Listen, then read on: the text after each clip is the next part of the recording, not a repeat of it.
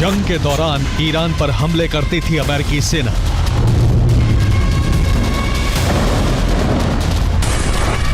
लेकिन ईरान का जवाबी प्रहार होता था अरब देशों पर।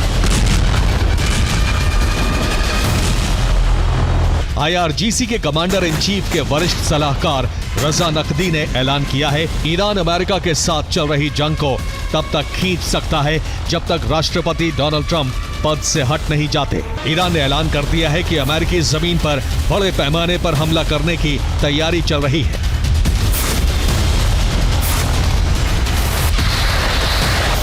IRGC के रजा नकवी के मुताबिक ईरान बहुत जल्द दुश्मन के इलाके में ऑपरेशन शुरू करेगा। ईरान की सेना को सुप्रीम लीडर मुश्तबा के आदेश का इंतजार है। ईरान 2029 तक युद्ध को जारी रखने की योजना बना रहा है। अमेरिका में ट्रंप का कार्यकाल खत्म होने तक मिशन जारी रहेगा। अब सवाल है कि अमेरिका में हमले के लिए ईरान कौन सी मिसाइल का इस्तेमाल करेगा।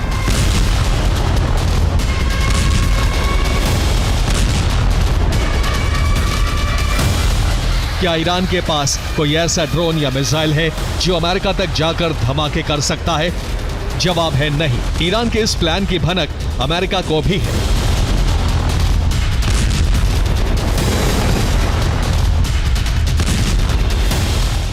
अमेरिकी खुफिया एजेंसी FBI हाई अलर्ट पर है। यूएस का गृह सुरक्षा विभाग DHS भी सतर्क है। स्लीपर सेल और ईरान के समर्थकों पर नजर है। अमेरिकी बॉर्डर पेट्रोल की एक खुफिया रिपोर्ट है जिसके मुताबिक ईरान मैक्सिकन कार्टल्स के रूट का इस्तेमाल कर रहा है। कई ईरानी एजेंट अमेरिका में घुसपैठ कर चुके हैं। ईरान ने 2011 में वॉशिंगटन में सऊदी राजदूत की हत्या की साजिश रची थी। इस काम का जिम्मा कुद्स फोर्स के कमांडर अब्दुल रजा शहलाई को सौंपा गया था। इसके जरिए मेक्सिको के गिरोह लॉस जेटास को यह काम सौंपा गया, लेकिन ईरान का यह प्लान सफल नहीं हो सका था। तो रिपोर्ट्स की माने ईरान ने 2011 में मिशन फेल होने के बाद मैक्सिकन ड्रग गिरोह में अपनी पैठ काफी बढ़ा ली, जिसमें मैक्सिको का सिनालोआ गिरोह शामिल है। ये मैक्सिको का सबसे पुराना और अमीर गिरोह है। इसे एल चापो और इस्माइल एल मायो ने बनाया था। फिलहाल इस संगठन के सरगना एल चापो के बेटे हैं, वहीं से चला रहे हैं। दावा है कि IRGC हिजबुल्लाह के जरिए इस संगठन के संपर्क में। इस गिरोह के जरिए हिजबुल्लाह ईरानी स्लीपर सेल्स की मदद करता है। इस गिरोह का प्रभाव अमेरिका में सबसे ज्यादा है। इसके गुर्गे California, Arizona, Texas, Illinois, New York से लेकर फ्लोरिडा तक फैले। मैक्सिको के कुख्यात ड्रग तस्कर गिरोह कैलिस्को से भी IRGC के तार जुड़े हुए बताए जाते हैं। इसका पूरा नाम कैलिस्को न्यू जनरेशन कार्टेल है। इसे मैक्सिको का सबसे हिंसक ड्रग सिंडिकेट माना जाता है। इसकी कमान कुआन कार्लोस और एल सापो के पास है। ईरान पर प्रतिबंधों के कारण वो अंतर्राष्ट्रीय बैंकिंग सिस्टम का इस्तेमाल नहीं कर सकता। वहीं दूसरी तरफ CJNG के पास अरबों डॉलर का ड्रग्स का कैश होता है, जिसे वो वैध बनाने के लिए ईरानी नेटवर्क का इस्तेमाल करता है। अमेरिका के एरिजोना, टेक्सास, जॉर्जिया और फ्लोरिडा में बड़ा प्रभाव है। ये गैंग यहाँ बेहद ज्यादा सक्रिय है। ईरान का कनेक्शन लॉस जेटास गिरोह से भी माना जाता है। यह साल 1990 में बनाया गया था। मैक्सिकन सेना के विशेष बलों से भागे सैनिकों ने इसे बनाया था। गिरोह के ज्यादातर बड़े लीडर मारे गए या फिर जेल में कैद हैं। ईरान पर आरोप लगते रहे हैं कि 2011 में यूएस में हमले के लिए ईरान ने इससे संपर्क किया था।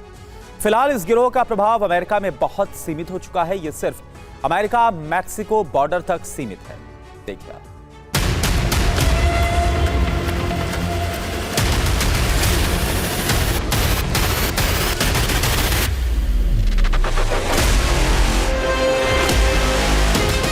ईरान अमेरिका के बड़े शहरों को टारगेट करने की प्लानिंग कर रहा है ताकि दुनिया में अमेरिका में हो रही तबाही की चर्चा हो।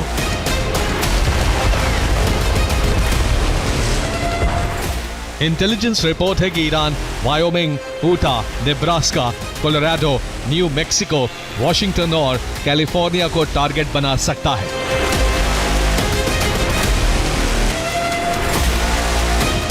फिलहाल ट्रंप के शासन में मैक्सिको के ड्रग्स माफिया और तस्करी के तमाम रूट्स पर बेहद सख्ती है। ऐसे में ईरान अपने यूरोप कनेक्शन का भी इस्तेमाल कर सकता है।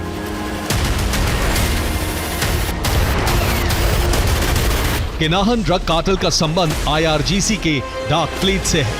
किनाहन कार्टेल आयरलैंड का शक्तिशाली ग्रुप है। ईरान यूरोप के जरिए अमेरिका में घुसपैठ करा सकता है। ईरान की अमेरिका के खिलाफ प्लानिंग से अरब में डर है।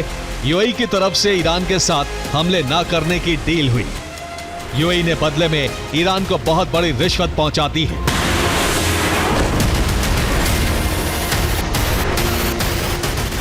अरब के तमाम देश अब खुद ईरान के कहर से बचने के लिए रास्ते तलाश रहे हैं। पिछले 2 दिनों में यूएई से सोना और एक मोटी रकम ईरान को पहुंचाई गई है।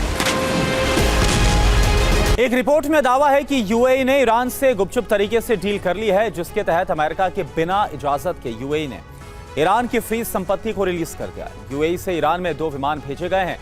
दोनों विमानों से कुल 1.5 टन सोना पहुंचाया गया है। ईरान पहुंचने वाला सोना 2000 करोड़ रुपए से भी अधिक का है। लाखों डॉलर भी पहुंचाए गए। कहा जा रहा है कि ईरान की फ्रीज संपत्ति का हिस्सा है। बदले में यूएई ने ईरान से हमले ना करने का वादा लिया है। अमेरिका को भी इसकी भनक लग गई है और इस खबर से अमेरिका यूएई से बहुत नाराज है। अमेरिका ने सीक्रेट डील को नाकाम करने के लिए यूएई के अल दफरा बेस पर तैनाती भी बढ़ा दी है। अमेरिका ने यह तैनाती ईरान की नाकाबंदी के नाम पर की है। यूएई के बेस पर कई जेट और हेलीकॉप्टर्स भेजे गए। यूएई ने तैनाती का विरोध किया है। देखिए आप।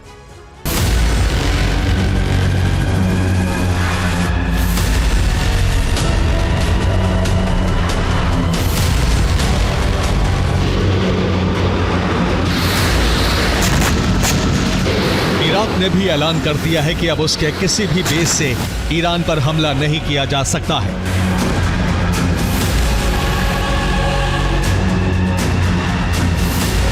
इराक के प्रधानमंत्री अली अल जैदी ने एक कार्यक्रम में कहा है कि इराक अपनी संप्रभुता की रक्षा करेगा और अपनी जमीन या एयर स्पेस का इस्तेमाल किसी भी पड़ोसी देश पर हमले के लिए नहीं होने देगा।